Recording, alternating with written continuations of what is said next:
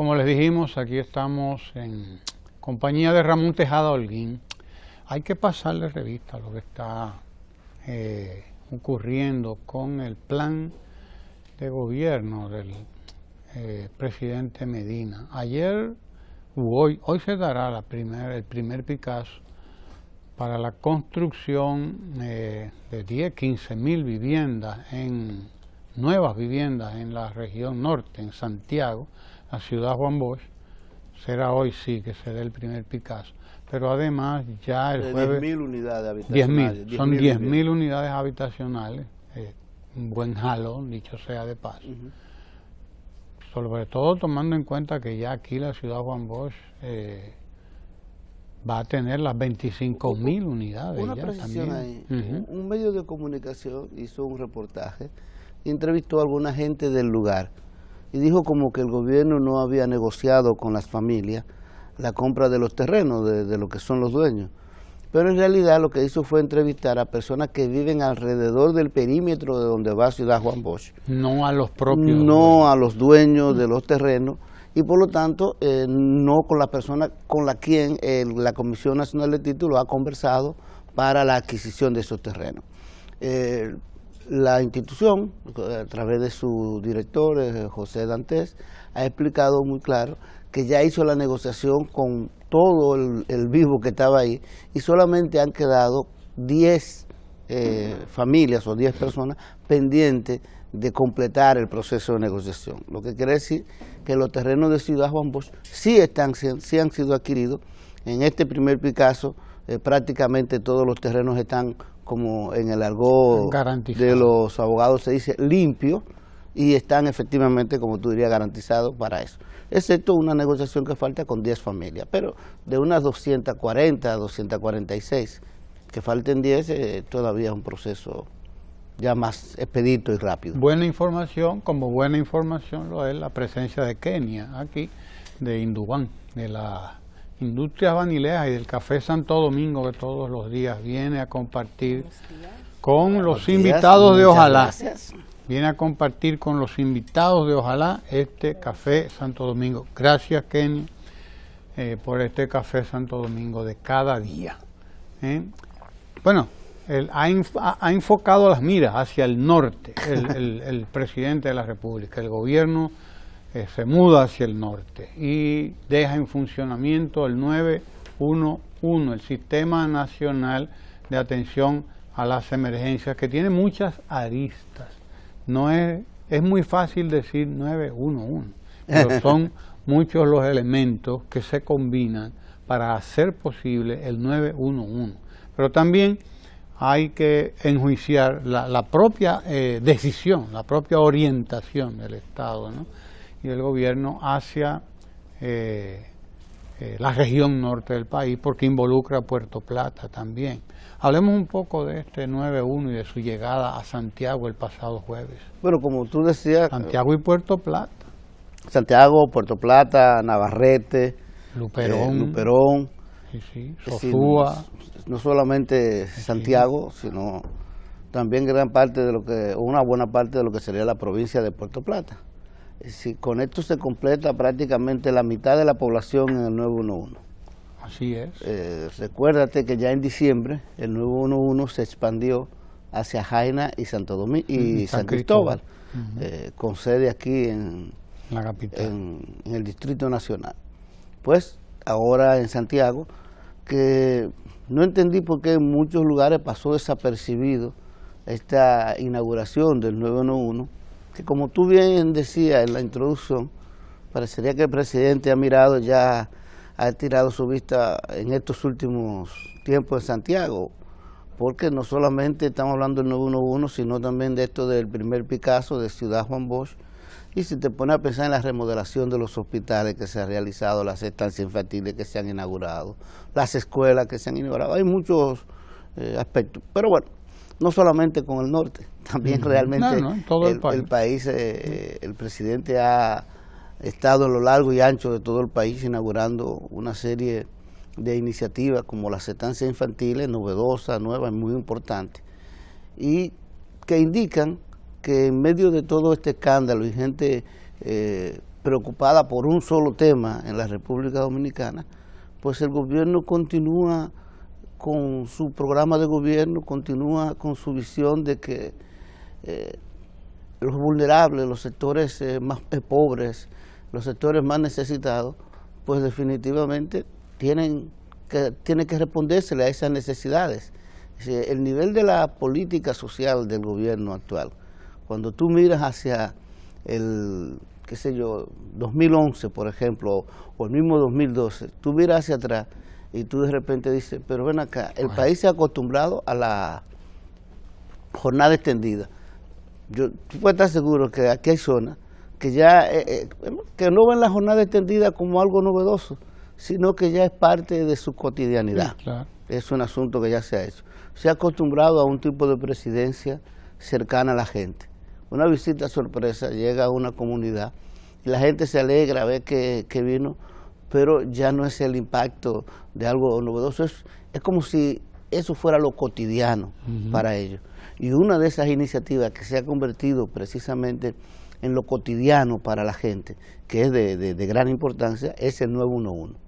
Imagínate que solamente en el Distrito Nacional se han atendido más de 1 millón de emergencias y con un nivel de respuesta y satisfacción de cerca del 90%. El 911 tiene una unidad que cada cierto tiempo, desde los teléfonos que llamaron para pedir asistencia de algún tipo, pues ellos hacen una llamada a esos teléfonos para ver cómo estuvo la respuesta, para evaluar la calidad de la respuesta en términos de tiempo, en términos del tipo de asistencia que se dio. Y el nivel de satisfacción es de alrededor del 90%. Pues esta iniciativa tan importante se ha llevado ya a Santiago, como prácticamente el centro del norte del país, con un edificio que se construyó allá, que imagínate, bueno, el de aquí es un búnker que tiene autonomía de unos 30 días, quizá un poco más, de mantenerse en términos de combustible, en términos de energía eléctrica, hasta de alimentación, para que en caso de desastre esa unidad pueda tener y desde ahí organizarse todo lo que haya que hacer. Pues lo mismo ocurre con el de Santiago, con una particularidad. El de aquí fue una estructura que ya existía y que se adecuó para el 911. El de Santiago fue una estructura construida específicamente para el 911. Una estructura que, como te decía, tiene autonomía hasta por más de 30 días en términos de energía eléctrica, agua potable, todo eso. Y ya los servicios, como bien dijimos, lo va a brindar para Puerto Plata, bueno, para el mismo Santiago, Puerto Plata, Navarrete, Luperón, Sosúa. Y lo interesante es que en su primer día de funcionamiento tuvo una 293 más o menos emergencias, 100 y pico de ellas fueron de incidente, muy parecido en alguna manera aquí, que la mayoría son accidentes de tránsito y condiciones de salud y otra cosa muy importante también.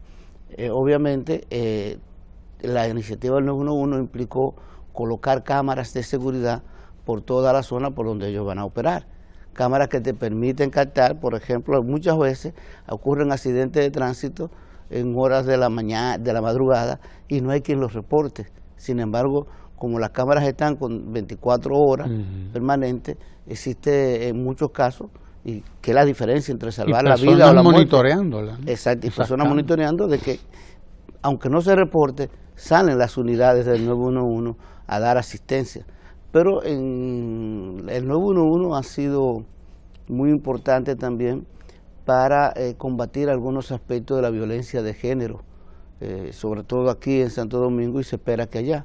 Bueno, no es casual que la directora del Núcleo de Apoyo a la Mujer, una institución santiaguera que trabaja en estos temas, pues precisamente haya felicitado y agradecido que el 911 vaya a Santiago. Y la cantidad de agencias que trabajan, sabes que a veces uno no tiene en su memoria rápidamente las cifras. Porque son muchas además. Porque son muchas además. Mira, en estos pueblos como te decíamos, en Santiago, Navarrete, Puerto Plata, Sosúa, etcétera, van a trabajar 180 operadores. Es decir, 180 personas que van a tomar los teléfonos que ya fueron entrenados, que dicho sea de paso, la mayoría de las personas que trabajan en el 911 son personas de la zona. Es decir, se prefirió convocar a la misma gente de allá y entrenarlo y capacitarlo. Pues estamos hablando de 180 operadores, de 150 despachadores. Los servicios serán dados por 2.720 agentes policiales que fueron entrenados también específicamente para laborar con el 911, 258 miembros de la MET, de la Autoridad Metropolitana sí, del Transporte. Tiene un nombre nuevo, acuérdate, con la nueva ley. Sí, la dirección. Instran. Sí, no, el Instran es el instituto, pero esto es una dirección. Ya.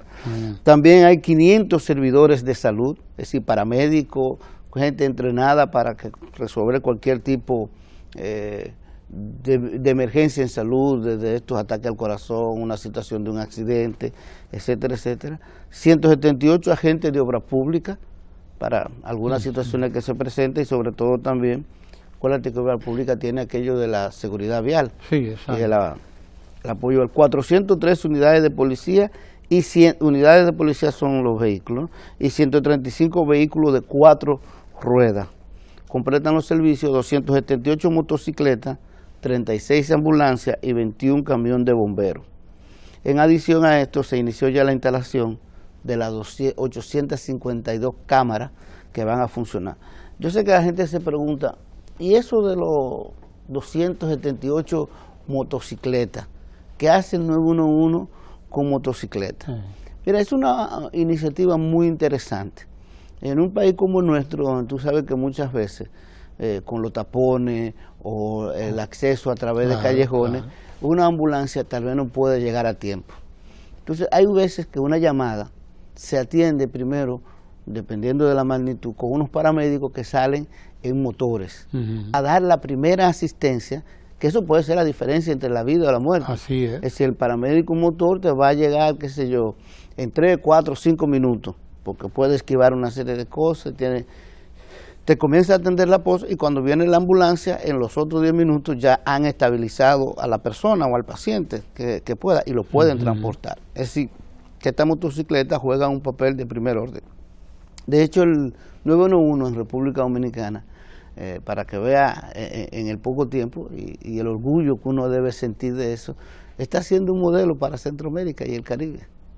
La forma en que funciona el 911 y la asistencia que da y la organización que tiene. Importante que tú dices, ¿no? Nos recuerdas que solamente en el Gran Santo Domingo el 911 atendió más de 1 millón de emergencias. Ahora bien, ¿qué significa atender una emergencia? Es importante saber qué significa eso, atender una emergencia. La cantidad de gente que se pone en operación, la cantidad de recursos que se pone en operación. En el caso de Santiago, por ejemplo, esto ha significado la remodelación completa de la emergencia del José María Cabral. Exactamente. El hospital más importante, hospital regional de Santiago. La emergencia remodelada totalmente, pero además actualizar todas las instalaciones de bomberos, etcétera, etcétera, porque es de eso de lo que se trata, ¿no? Y también el Ricardo Limardo y el Hospital Arturo Grullón, ambos hospitales también han sido... El Arturo Grullón, el Cabral Ibáez y el Ricardo Limardo. Exactamente. 3 hospitales. Con inversiones que sobrepasan alrededor de, bueno, en uno 19 millones, en el otro como 30 millones, 40 millones, inversiones que sobrepasan los 40 millones de pesos para poder lograr. Porque tú sin un nivel de emergencia no puedes dar esa atención. Claro. Y entonces preparar todo el personal de esos hospitales, porque es un personal que se prepara también para eso, que se especializa, para que también esté en las emergencias, en el momento que se requiera. Es decir, y no solamente para que pueda atenderla, porque hay un asunto que hay que entender, y es muy importante, que necesita un entrenamiento esta gente. Fíjate que una persona que se encuentra en una emergencia se encuentra en un estado alterado. Muchas veces la persona puede reaccionar de una manera violenta o incorrecta. Este personal está entrenado para manejar a personas que se encuentran en un estado psicológico, digamos, alterado o especial. No sé si tú has escuchado alguna de las llamadas que se hacen, por ejemplo, cuando una gente llama a una casa claro, desesperado, que mi tía, mi abuela, mi papá, mi mamá se ha caído, creo que tiene un ataque al corazón. Entonces hay que tener un entrenamiento de cómo calmarlo, de cómo bajarlo para que pueda decir los datos con claridad, porque si tú no tienes los datos y qué tipo de emergencia es de la que se trata. Todo eso ha sido bien preparado, tanto en Santiago como en Santo Domingo. De hecho, creo que ha sido una de las políticas insignias, bueno, no creo, es una de las políticas insignias de este gobierno, que ya la gente lo ve como normal. Y yo no sé si tú recuerdas cuál era el debate en el 2013, de que el 911 en un país como República Dominicana quizá no funcionara. Que hay una actitud del dominicano de creer que, como dirían alguien, la forma dominicana de hacer las cosas no es la mejor forma de hacerlas. Fíjate que aquí hay gente que cuando algo ocurre dice, tenía que ser dominicano. Sin embargo, yo creo que se ha demostrado, primero, que las cosas en República Dominicana se pueden hacer con eficiencia y eficacia, y segundo, que podemos ser modelos para otros. Y mira, por ejemplo, en el caso de la alfabetización, la UNESCO celebró el texto que se utiliza, que fue un texto, de hecho, por la República Dominicana, para el Plan Nacional de la Alfabetización, se hizo un texto hecho por República Dominicana, por dominicanos, que fue el que usó, texto que fue felicitado por la UNESCO. El 911 está considerado un ejemplo en América Latina. Aquí vienen varios presidentes de varios países para ver iniciativas como la del ICAIR, como la de la primera dama sobre trabajo con las personas especiales, sobre las estancias infantiles, sobre la visita sorpresa. Es decir, que yo creo que una cosa muy importante, en un momento en que mucha gente trata de quitarle a la gente el orgullo dominicano, de molestarla como que las cosas se hacen mal, de que no, todo lo contrario. Nosotros comencemos a sentirnos bien porque somos dominicanos, y como dominicanos tenemos muchas cosas que no son solamente peloteros, que no es solamente deporte, que podemos exhibir como grandes éxitos, y que en República Dominicana sí se pueden mejorar las cosas. Que no es verdad que uno tiene que estar diciendo, no, tenía que ser dominicano. No. Nosotros nos estamos encargando de nuestra propia historia como dominicanos, haciendo las cosas como dominicanos, teniendo iniciativas importantísimas como dominicanos. 300 años de pesimismo, de pobreza y de todo lo que nosotros conocemos de nuestra historia han dado frutos, sí, precisamente. Además, han dado frutos en un sistema político que vive de eso. Sí. No vive de hacer propuestas activas, proactivas, como dicen ahora. No vive de hacer propuestas hacia adelante, sino de criticarlo todo, de desbarrar contra todo, de que nada, a tal punto que hoy yo veo una información ahí de que aquí no se ha hecho nada por el microcrédito, por las MIPYME. Digo, pero señor, ¿y dónde es que viven? ¿Pero dónde viven estos dirigentes políticos? ¿Dónde viven que hoy se atreven a decir que no se está haciendo nada por las micro, pequeñas y la mediana empresa, cuando acabamos de ver ahora mismo acabamos de ver, primero a la directora de Banca Solidaria anunciando la gestión de aquello que es modélica no solamente para nosotros, sino también para otros países de América Latina que han venido aquí a informarse sobre mira, el que dice eso no va a los supermercados. De hecho, hay un supermercado que te tiene productos como Chocal, por ejemplo. Chocal, que es un chocolate que lo hacen en Altamira, casualmente, mujeres de Altamira, fruto de ellos tenían una asociación, tenían una serie de necesidades. El presidente hizo una visita sorpresa y se le hizo un préstamo sumamente importante y se le trajo asistencia técnica, etcétera.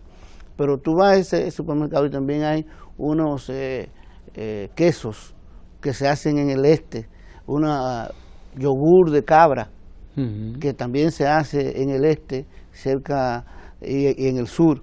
Y tiene una serie de productos lácteos de esa naturaleza que todos son frutos de los préstamos que se han realizado precisamente a la MIPYME. Pero ¿qué tú me dices de lo que se ha trabajado con el Larimar? Gente que trabaja, artesanos, que son MIPYME también, que se le ha dado. O sea, decir aquí que no se le ha prestado atención a la MIPYME, se creó un ministerio dirigido por una persona que viene de la sociedad civil como Ignacio Méndez y con experiencia empresarial, que dirigió en algún momento Herrera. Hay un viceministerio dedicado exclusivamente a la MIPYME. Tú tienes Banca Solidaria, que se dedica a los préstamos, que tiene un nivel de 90% de retorno, y tiene también lo de Banreserva, la Fundación Banreserva, que hace préstamos a ONG que a su vez hacen préstamos a sus afiliados, pero que también contribuye enormemente a la MIPYME. O sea, decir que aquí no se ha estimulado a la MIPYME. Mira, lo que no se han dado cuenta es lo siguiente. En realidad, los medios de comunicación no crean la realidad. Es decir, y por más que tú tengas este tipo de campañas brutales diciendo no se hace nada, mientras tú tengas más de 1 millón de muchachos en la jornada extendida está blindada. Y el que venga como presidente o a dirigir la nación, si no lo toma en cuenta, va a tener muchos problemas porque está blindada. Es decir, la gente que trabaja en las MIPYME y que ha recibido todos los beneficios de las MIPYME, que están en la industria textil, en la industria del calzado, en la industria de los lácteos, en la industria del cacao, el aceite de orégano que se le dan, toda esa gente, cuando leen esas cosas, se ríen. O sea, con palabras tú no puedes ocultar la realidad, y la realidad es que el gobierno ha mantenido el criterio de que por encima de todo debe cumplir con un programa de gobierno, independientemente de que esté de acuerdo con toda una agenda de transparencia, de lucha contra la impunidad, con todo eso. Pero eso no es lo único que necesita la gente. Tú necesitas un país con una economía vibrante, con una economía que permita la creación de riqueza que vaya para todos.